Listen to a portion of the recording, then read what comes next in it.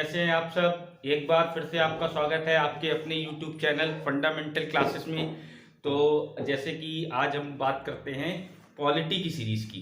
तो जैसे हमारी पॉलिटी की सीरीज़ चल रही, पहली बात मैं आपसे एक बात कहना चाह रहा हूँ कि ज़्यादा से ज़्यादा रिस्पॉन्स करिए, वीडियो को शेयर करिए। और कुछ लोगों की डिमांड आ रही है सर टेट स्पेशल, तो जल्दी ही जो है हम एक बैच लॉन्च करने वाले हैं। आपकी वीडियो आप तक पहुँचने लगेगी नेक्स्ट वीक से।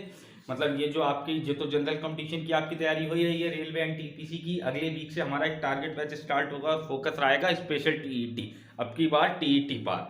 तो ज़्यादा से ज़्यादा उसको मैसेज को कन्वे करिए, वीडियो को शेयर करिए। तो आइए चलते हैं हम अपने टॉपिक पे। आज जैसा कि हमने इंडियन पॉलिटी में एक बहुत बड़ा टॉपिक, एक युद्ध जीत लिया था भारत के, वो भारतीय संविधान में जो हमें मूल अधिकार दिए गए हैं, फंडामेंटल राइट्स, उनको खत्म करके। तो आज हम उसके आगे पढ़ते हैं और हम आपको लेके चलते हैं कॉन्स्टिट्यूशन के पार्ट 4 में, जिसको कहा गया है राज्य के नीति निदेशक तत्व, या इंग्लिश में क्या है तो directive principles of state. Directive principle of state. तो पहली बात तो ये आपको समझना जरूरी है राज्य के नीति निदेशक तत्व हैं क्या और मौलिक अधिकार क्या हैं। तो देखिए, एक तरीके के ये मौलिक अधिकार ही हैं, लेकिन मौलिक अधिकारों को जो है वो स्पेशल संरक्षण या स्पेशल प्रोटेक्शन मिला हुआ है किसका, सर्वोच्च न्यायालय का। तो हमारी संविधान सभा में एक संविधान सभा के सलाहकार थे सर BN राव। तो उन्होंने ये बात कही थी। सर BN राव जी का ये कहना था कि मौलिक अधिकार दो तरीके के होने चाहिए। एक जो है वो न्यायालय में परिवर्तनीय हो, यानी कोर्ट में चैलेंजेस हो अगर वो पूरा नहीं करती है स्टेट, और दूसरे अपरिवर्तनीय, न्यायालय में अपरिवर्तनीय मतलब आप उनको कोर्ट में चैलेंज नहीं कर सकते हो।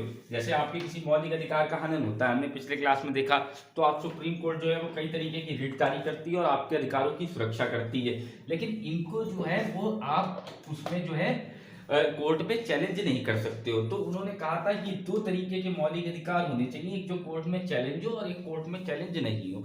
तो देखिए, इसमें भी एक बात समझिए।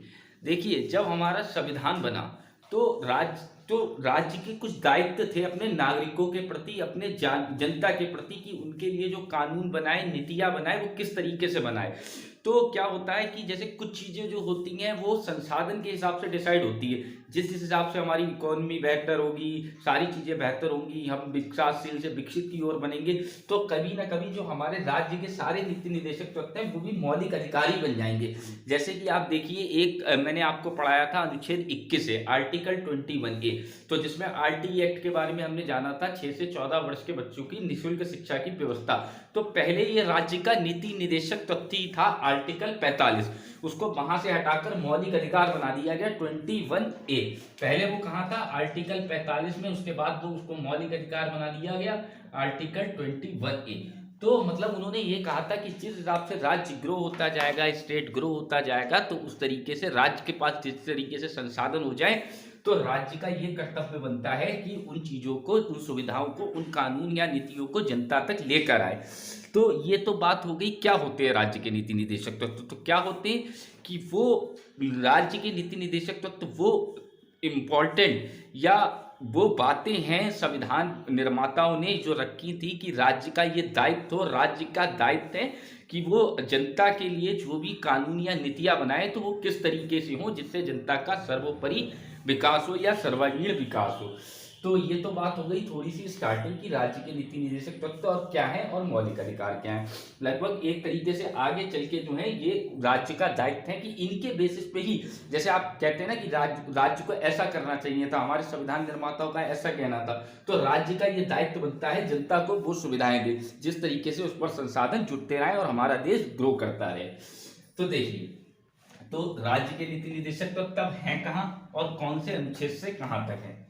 तो देखिए, सबसे पहले एक चीज देखिए, क्या उद्देश्य है राज्य के नीति निदेशक तत्व के, ये भी आपसे पूछा जाता है। तो राज्य के नीति निदेशक तत्व के उद्देश्य हैं लोक कल्याणी राज्य की स्थापना करना। क्या उद्देश्य है, क्या ऑब्जेक्टिव्स हैं राज्य के नीति निदेशक तत्वों के, लोक कल्याणी राज्य,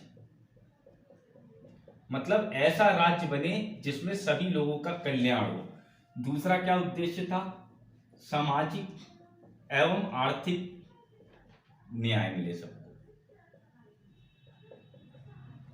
सामाजिक एवं आर्थिक न्याय मिले। तो ये कुछ ऑब्जेक्टिव थे जो मोटे मोटे वो थे कि राज्य के नीति निर्देशक तत्व मतलब लोक कल्याणी राज्य की स्थापना हो जाए और सभी लोगों को समुचित न्याय मिले। तो ये ऑब्जेक्टिव थे राज्य के नीति निर्देशक तत्व के। अब देखिए संविधान में ये कहां से कहां तक अनुच्छेद में है और क्या क्या है। तो देखिए अनुच्छेद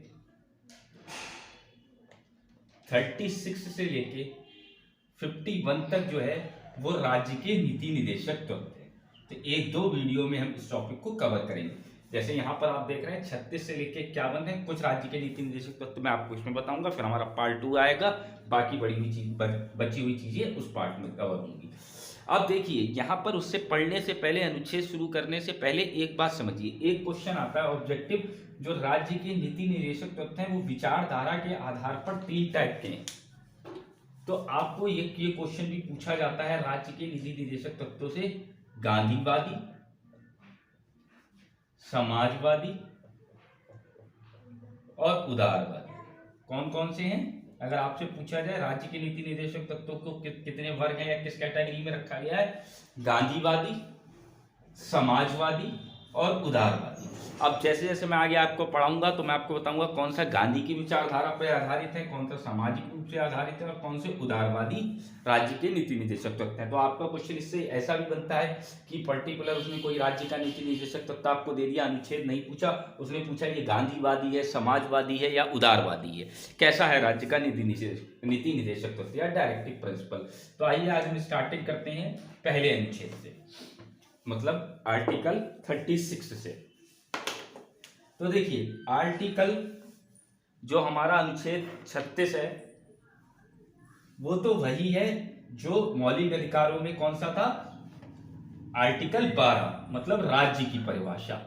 यहां पर मैं इसको डिस्कस नहीं करूंगा, या आप मेरी मौलिक अधिकार की वीडियो देखिए, अनुच्छेद 12 से 35 जिसमें दिया गया है उसमें मैंने इस आर्टिकल को डिस्कस करा है कि राज्य की परिभाषा संविधान निर्माताओं ने क्या दी है, कि कौन किसका दायित्व है, मतलब राज्य का मतलब राज्य में कौन कौन लोग शामिल होंगे, कि किसका दायित्व है कि वो जनता के लिए कैसी कानून या नीतियां बनाए। तो ये आप मेरी वो वीडियो देखेंगे तो आपको मिल जाएगा। आर्टिकल 37 मैंने आपको बताया ये डिफरेंस क्रिएट करता है राज्य के मौलिक अधिकारों में, संविधान के और राज्य के नीति निर्देशक तत्वों में, कि वो न्यायालय में परिवर्तनीय है, कोर्ट में चैलेंजेस हैं, लेकिन ये कोर्ट में चैलेंजेस नहीं है, आप परिवर्तनीय हैं। तो ये दो आर्टिकल तो आपके बेसिक हो गए जो मौलिक अधिकार से ही रिलेटेड है। आर्टिकल 36 राज्य का परिभाषा दी गई है, स्टेट को डिफाइन किया गया है। आर्टिकल 37 में ये बात कही गई है कि ये सुप्रीम कोर्ट में चैलेंज नहीं होंगे। जैसे हमारे किसी मौलिक अधिकार का हनन होता है तो हम तुरंत सुप्रीम कोर्ट में रिट याचिका दायर कर देते हैं कि ऐसा नहीं होना चाहिए, लेकिन आप राज्य के नीति निर्देशक तो बताए गए तो आप ऐसा उन पर जोर जबरदस्ती नहीं कर सकते हैं कि नहीं सरकार ऐसा करे। वो सरकार को करना है, उनका दायित्व है, लेकिन जैसे जैसे संसाधन हो जाए इसी के बेसिस पे आप सरकार को क्रिटिसाइज तो कर सकते हैं, लेकिन सुप्रीम कोर्ट में चैलेंज नहीं कर सकते। ठीक है, तो ये दो आर्टिकल आपके जो है फंडामेंटल राइट से ही कुछ कुछ रिलेटेड है, उसमें इसमें बीच में डिफरेंस क्रिएट कर रहे हैं और स्टेट को बता रहे हैं। अब देखिए आर्टिकल 38,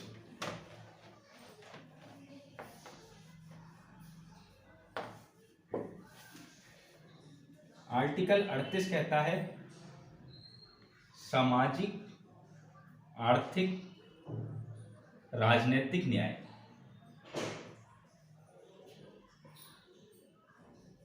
राजनीतिक न्याय मतलब भारत के जितने भी नागरिक हैं उनको समान रूप से, आर्थिक रूप से और राजनीतिक रूप से न्याय मिलना चाहिए। मतलब ऐसा नहीं होना चाहिए कि जैसे कि सामाजिक रूप में समाजवाद जैसे मैंने आपको पढ़ाया था प्रस्तावना में, तो बताया था एक तरीके से गरीब और अमीर के बीच की खाई मिटनी चाहिए। तो वही चीज है कि सामाजिक, आर्थिक की राजनीतिक रूप में भी ऐसा नहीं है कि राजनीतिक कौन कर सकता है कौन नहीं कर सकता है। तो इस तरीके की जो है वो न्यायों का प्रावधान है कि हर नागरिक को सामाजिक, आर्थिक, राजनीतिक न्याय दिलाना तो ये राज्य का दायित्व है।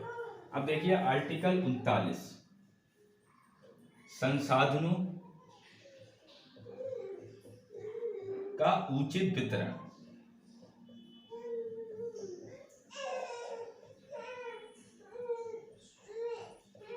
संसाधनों का उचित वितरण मतलब ये मानना था संविधान निर्माताओं का कि संसाधनों का केंद्रीकरण ना हो पाए, जिस तरीके से सत्ता का केंद्रीकरण ना हो पाए, कि मतलब सारी पावर केंद्र की हो, आगे आप पढ़ोगे इस तरीके से ही सत्ता के केंद्रीकरण ना हो पाए। इसी वजह से राज्य सरकारें भी होती हैं, स्थानीय प्रशासन भी होता है, ग्राम पंचायतें भी होती हैं। तो वहीं पर यह कहा गया कि संसाधनों का उचित वितरण हो। संसाधनों का मतलब किसी एक आदमी के पास सारे संसाधन होंगे तो वो अपने तरीके से यूज करेगा, तो इन्होंने कहा संसाधनों का जो है वो उचित वितरण होना चाहिए, केंद्रीकरण ना हो, मतलब कोई एक व्यक्ति के पास ही सारे संसाधनों का वो मालिक ना हो।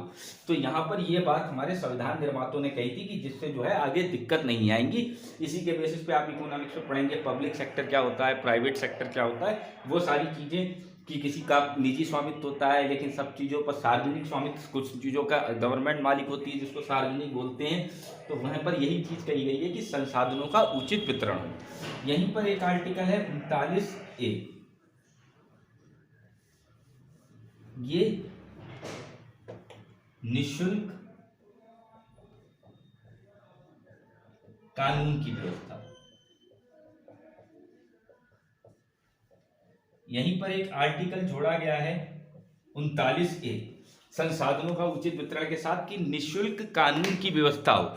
मतलब जितने भी हमारे लोग हैं, गरीब लोग हैं, उनके लिए जैसे कि हर किसी के लिए वकील की फीस भरना पॉसिबल नहीं होती है, मुकदमा लंबा लड़ना पॉसिबल नहीं होता, तो उन्होंने कहा था कि कुछ ऐसा हो जिससे हर आदमी की पहुंच तक कानून के बारे में उसको पता हो और हर आदमी की पहुंच हो, तो निःशुल्क कानून की व्यवस्था। इसी के तहत जब आप आगे पढ़ेंगे, जब हमारे न्यायालय पढ़ते हैं, सर्वोच्च न्यायालय पढ़ते हैं, उच्च न्यायालय पढ़ेंगे और अधीनस्थ न्यायालय पढ़ेंगे, तभी मैं आपको एक टॉपिक और पढ़ाऊंगा, लोक अदालत। तो लोक अदालत जो है वो इसी राज्य के नीति निर्देशक तत्वों से कोई कहीं ना कहीं प्रेरणा लेकर डेवलप की गई है। लोक अदालत के बारे में मैं डिटेल में आपको आगे बताऊंगा। 39 से आर्टिकल 38 क्या बता रहा है, सामाजिक आर्थिक राजनीतिक न्याय का मिलना। 39 क्या बता रहा है, संसाधनों का केंद्रीकरण ना हो, उचित वितरण हो। 39 से क्या बता रहा है, निःशुल्क कानून की व्यवस्था हो। इसकी एप्लीकेशन आप देखेंगे आगे चल के लोक अदालत में। एक है लोकपाल बिल और एक है लोक अदालत। अदालतें होती हैं, उसमें दीवानी मुकदमे वगैरह जाते हैं, उसको हम डिटेल से आपको आगे आने वाली वीडियोस में प्रोवाइड करेंगे कंटेंट। अब देखिए आगे बढ़ते हैं, आर्टिकल 40। इस वीडियो में हम 36 से लेकर आर्टिकल 45 तक आपका कवर करेंगे और अगली आने वाली वीडियो में हम 45 से 51 और उससे जुड़े हुए और जो क्वेश्चंस आते हैं वो आपको बताएंगे। देखिए आर्टिकल 40, ग्राम पंचायतों का गठन। जैसे आपने ऊपर वाले जो पढ़े वो देखिए, जैसे 38 पढ़ा आपने, ये पढ़ा, तो ये समाजवाद को बढ़ावा दे रहे हैं। किसको दे रहे हैं, समाजवाद को। तो जैसे मैंने कहा था, मैं आपको साथ साथ बताता चलूंगा, तो वो समाजवादी राज्य के नीति निर्देशक तत्व थे। लेकिन ये जो ग्राम पंचायतों का गठन है, ये जो है ये बहुत इंपॉर्टेंट है और ये गांधीवाद है। कैसा राज्य का नीति निर्देशक तत्व है, गांधीवाद। जैसे आप देखते हैं ग्राम पंचायतें होती हैं, इलेक्शन होते हैं, प्रधान बनता है, अभी जल्दी होने वाला है ग्राम पंचायत का हमारे यूपी में इलेक्शन। तो आर्टिकल 40 ग्राम, यहाँ पर जैसे शक्तियों का केंद्रीकरण ना हो पाए, जैसे मैंने कहा केंद्र सरकार फिर राज्य सरकार आती है, इसी तरीके से शक्तियों के केंद्रीकरण ना हो पाए, गांधी जी का ऐसा कहना था।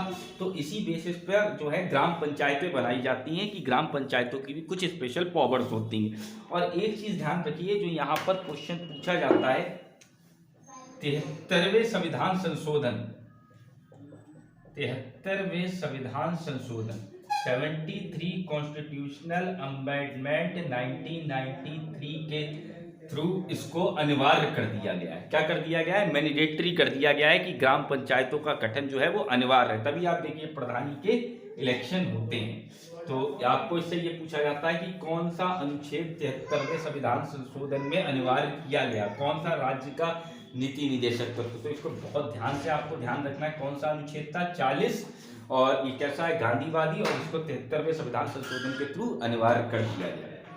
आज देखते हैं आर्टिकल 41। देखिए, कुछ दशाओं में काम, मतलब जो जनता है, जैसे ये योजना बनती है, जैसे मनरेगा बनी, मनरेगा आप देखते थे पहले उसका नरेगा नाम था, फिर उसको मनरेगा कर दिया गया। उसके बारे में आप इकोनॉमिक्स में पढ़ेंगे। मजदूरी मिलती है, कम से कम सरकार गारंटी देती है कितना आपको रोजगार देगी, गारंटीड योजना है। तो इसी तरीके से राज्य का दायित्व है कि कुछ दशाओं में काम मिले, मतलब बेरोजगारी जो हो वो दूर हो। तो ये एक राज्य का नीति निर्देशक तत्व 41वां आर्टिकल 42। अब यहाँ पर कहा गया है कार्य जो मिले वो कैसा हो, कार्य न्याय संगत हो, कार्य न्याय संगत हो और मानवीय हो।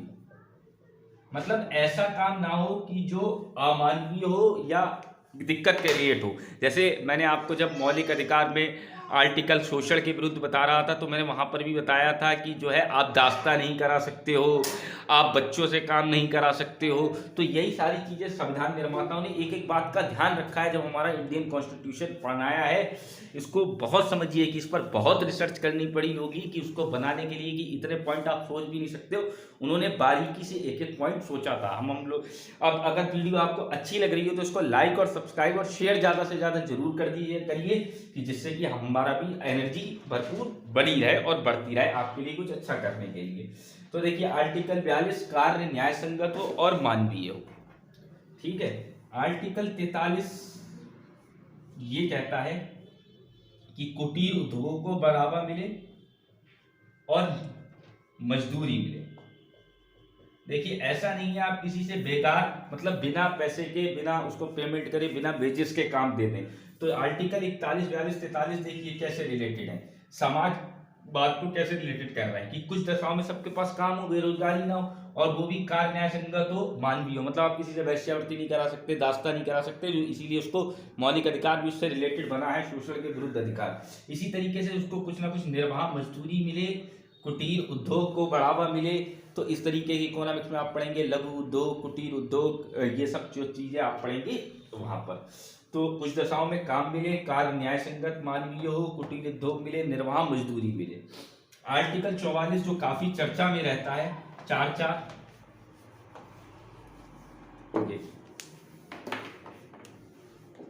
समान नागरिक संहिता, समान नागरिक संहिता। समान नागरिक संहिता मतलब सबके लिए एक जैसा कानून, मतलब सेम जो सिविल है लॉ बने, मतलब नागरिकों के साथ भेदभाव ना करा जाए, सब भारत के नागरिक हैं। जैसे हम जब पढ़ रहे थे तो हमने देखा था कि किसी किसी को विशेष अधिकार मिले होते हैं, आगे आप देखोगे। तो उनका ये कहना था संविधान निर्माताओं को कि आने वाले टाइम में जो है समान नागरिक संहिता मिले। इसको आप ऐसे भी याद रख सकते हैं जैसे 4 समान होता है, तो समान नागरिक संहिता की बात किसमें करी जा रही है, आर्टिकल 4 में, दोनों समान है। देखिए अब देखते हैं आर्टिकल 45। देखिए जैसे मैंने आपको बताया पहले आर्टिकल 45 में क्या रखा गया था कि 6 से 14 वर्षों के बच्चों को निःशुल्क, राज्य का ये दायित्व है कि 6 से 14 वर्षों के बच्चों के लिए निःशुल्क कानून की व्यवस्था करे, वो निःशुल्क शिक्षा की व्यवस्था करे, जिसके लिए RTE act, right to education act 2009 बना। ठीक है, जिसे 2010 में पूर्णतः लागू कर दिया गया। तो वहां पर अब इसको तो आर्टिकल 45 को क्या कर दिया गया है, आर्टिकल 20A में शिफ्ट कर दिया गया है कि वो मौलिक अधिकार बना दिया गया है। लेकिन आर्टिकल 45 में ये कहा गया है कि 6 से अब उनका दायित्व, अब राज्य ने एक मतलब अपना दायित्व अपने संसाधनों के हिसाब से एक व्यवस्था कर दी। अब उसमें ये कर दिया गया है कि 6 से कम आयु वाले बच्चों के लिए निःशुल्क उसकी व्यवस्था करे शिक्षा की, 6 से कम आयु वर्ग हेतु शिक्षा की व्यवस्था करें। अभी जो ये है जैसे आंगनबाड़ी चलते हैं, आप देखते हो आंगनबाड़ी वगैरह चलते हैं और स्कूल चलते हैं हर जगह अलग अलग, तो प्री नर्सरी वगैरह, तो वही है कि राज्य का दायित्व बनता है कि अब जो है जैसे उसको मैंडेटरी कर दिया गया है, तो अब इसको ये कहा गया है अब राज्य का अगला काम है शिक्षा से रिलेटेड कि 6 से कम आयु वर्ग हेतु शिक्षा की व्यवस्था करें। ठीक है, तो ये जो थे आपके आर्टिकल 36 से 45 कवर हो गए। अब जो राज्य के नीति निर्देशक तत्व 6 और उससे और कैसे क्वेश्चन आते हैं हम आपसे अगली वीडियो में डिस्कस करेंगे। अगर वीडियो अच्छी लगी है तो ज़्यादा से ज़्यादा शेयर, लाइक और सब्सक्राइब करते रहें हमारे चैनल को। Thanks for watching.